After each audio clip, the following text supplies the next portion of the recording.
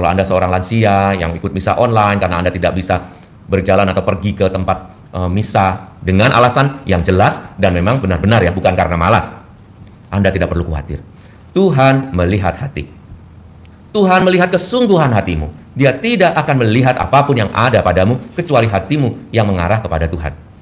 Karena nanti di surga orang tidak mempunyai apapun selain namanya, perbuatan-perbuatannya, kebajikan-kebajikannya yang dibuat selama hidupnya di dunia ini. Bapak, Ibu, dan saudara-saudari yang terkasih, untung saja ajaran hidup beriman kita sehat. Bukan orang-orang yang hebat di dunia ini yang akan masuk surga, tetapi mereka yang mengikuti kehendak Tuhan, yang takut akan Dia, yang sungguh memberikan hidupnya, memberi makna pada kehadirannya di dunia ini dengan kebaikan. Tuhan memberkati kita karena Dia menganggap kita ini semua adalah nabi-nabi, rasul-rasul, murid-muridnya yang akan menyebarkan kebaikan selama kita hidup.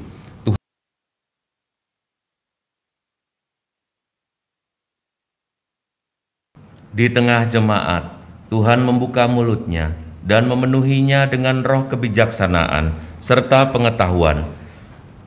Padanya dikenakan busana kemuliaan. Dalam nama Bapa dan Putera dan Roh Kudus. Amin. Tuhan bersamamu. Saudara-saudari sekalian yang terkasih dalam Yesus Kristus, selamat datang dalam perayaan Ekaristi online ini. Hari ini adalah hari peringatan wajib Santo Dominikus, pendiri Ordo Pengkhotbah atau OP. Marilah kita bersama-sama merayakan Ekaristi dengan gembira dan bersemangat supaya kita menyadari bahwa Tuhan begitu dekat dengan kita. Dia mau menyertai kita dan menyelamatkan kita dalam caranya.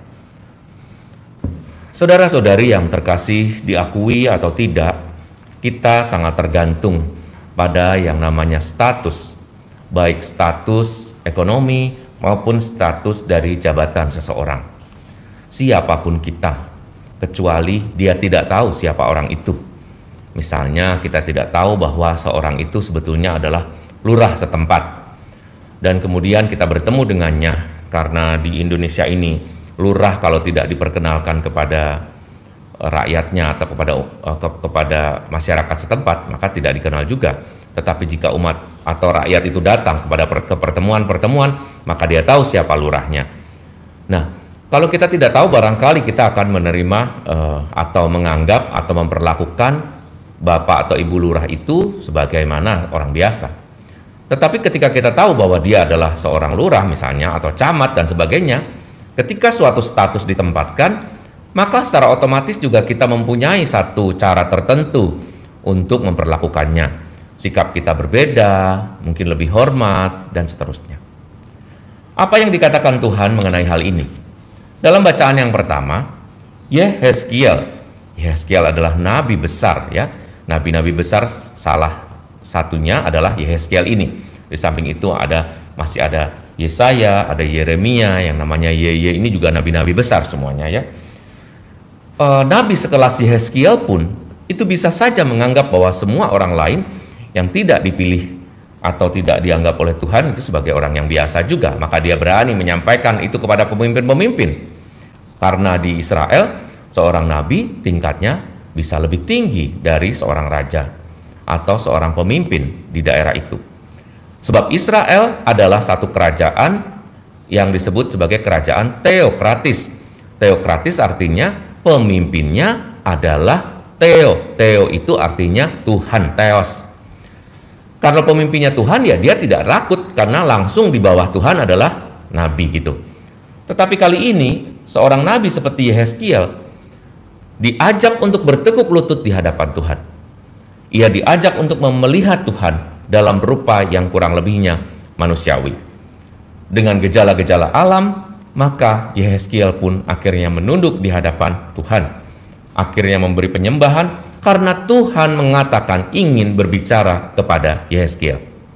Nah, dalam bacaan Injil juga dikatakan hal yang sama mengenai uang, ya. Mengenai uang, bahwa orang-orang tertentu harus membayar pajak.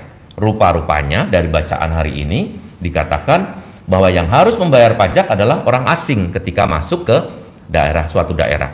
Padahal Yesus bukan orang asing.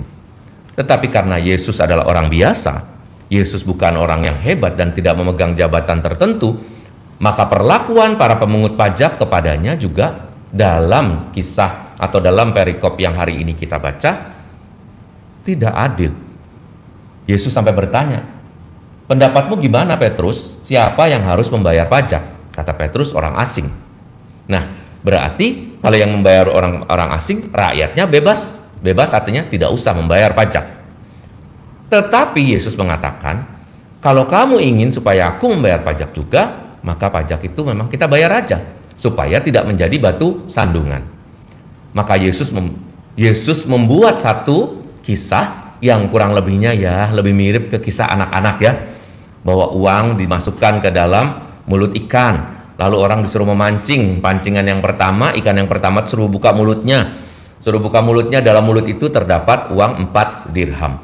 4 dirham itu karena 2 dirham untuk Tuhan Yesus, 2 dirham untuk muridnya. Nah, kisah seperti ini itu cuma mau mengatakan bagi Tuhan status, uang dan sebagainya bukan sama sekali hambatan. Status uang bukan sesuatu yang amat sulit seperti manusia mencarinya. Kita menganggap lebih tinggi jabatan dan uang karena manusia sulit memperolehnya. Untuk mendapatkan uang kita harus bekerja. Makin keras berjuang, makin dapat uang juga. Tapi kadang-kadang semakin keras berjuangnya, semakin tidak dapat uang. Dan orang-orang tertentu yang mendapatkan tempat dan posisi yang baik tidak perlu bekerja dengan badannya sendiri, tetapi cukup dengan kekuasaannya, dia memperoleh uang dengan sangat mudah. Hal ini mau menunjukkan bahwa level atau cara berbicara Tuhan, cara berelasi kita jangan menggunakan uang. Tuhan tidak menganggap uang atau posisi atau jabatanmu sebagai sesuatu yang lebih. Sesuatu yang lebih hanya bisa diperoleh oleh orang yang berasal dari Tuhan kalau dia melakukan hal-hal yang cocok atau sesuai dengan situasi dan kondisinya sendiri. Kalau dia menggunakan uangnya, dia menggunakan akalnya, dia menggunakan posisi jatuh jabatannya dengan baik, itulah tempat di mana dia bisa berjumpa dengan Tuhan, bukan karena statusnya. Maka Anda yang tidak bisa pergi ke tanah suci, Anda yang tidak pernah berziarah, bahkan berziarah di luar kota saja susah ya.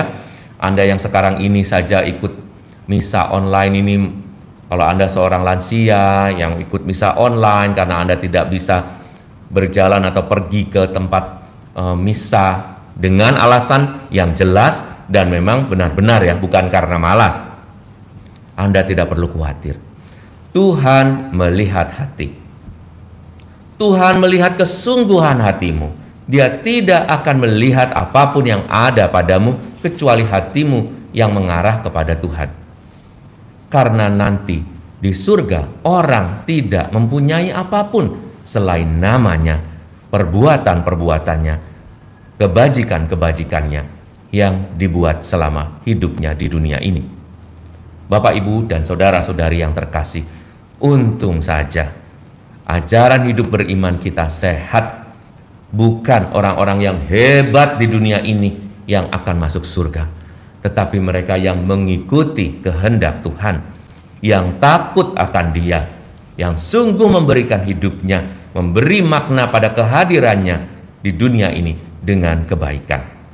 Tuhan memberkati kita karena Dia menganggap kita ini semua adalah nabi-nabi, rasul-rasul, murid-muridnya yang akan menyebarkan kebaikan selama kita hidup. Tuhan memberkati. Amin. Marilah mewartakan misteri iman kita. Setiap kali kami makan roti ini dan minum dari piala ini, wafat-Mu Tuhan kami wartakan hingga Engkau datang. Dialah hamba setia dan bijaksana yang ditetapkan Tuhan atas umat-Nya, supaya memberi mereka makanan pada waktunya. Tuhan bersamamu. Allah yang maha baik memberi berkat kepada kita sekalian, keluarga, pekerjaan, dan juga putra-putri kita, dalam nama Bapa dan Putera dan Roh Kudus. Amin. Saudara-saudari, dengan demikian perayaan Ekaristi kita sudah selesai. Syukur kepada Allah.